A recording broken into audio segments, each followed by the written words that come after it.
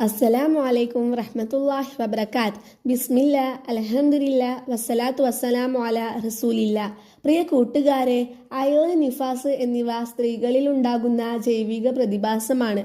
ആർത്തവകാരി നമസ്കരിക്കാൻ പാടില്ല. നിർബന്ധമായതും ഐച്ഛികമായതും.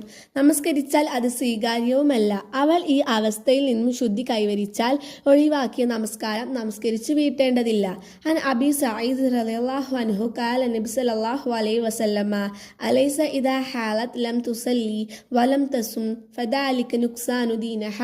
അബൂ സഈദ് റളിയല്ലാഹു അൻഹുവിൽ നിന്ന് നിവേദനം, നബി സല്ലല്ലാഹു അലൈഹി വസല്ലമ പറഞ്ഞു, സ്ത്രീകൾക്ക് ആർത്തവമുണ്ടായാൽ അവർ നോമ്പ് അനുഷ്ഠിക്കുകയോ നമസ്കരിക്കുകയോ ചെയ്യാറില്ല. അതാണ് അവരുടെ മതത്തിന്റെ കുറവ്. സുഹൃത്തുക്കളെ, ആർത്തവത്തിൽ നിന്നും ശുദ്ധിയായതിനു ശേഷം നമസ്കാരവും നോമ്പുമെല്ലാം നാം നിർവഹിക്കേണ്ടത് നാം ശ്രദ്ധിക്കുക. അള്ളാഹു അനുഗ്രഹിക്കട്ടെ. അസ്സലാമു അലൈക്കും വറഹ്മത്തുള്ളാഹി.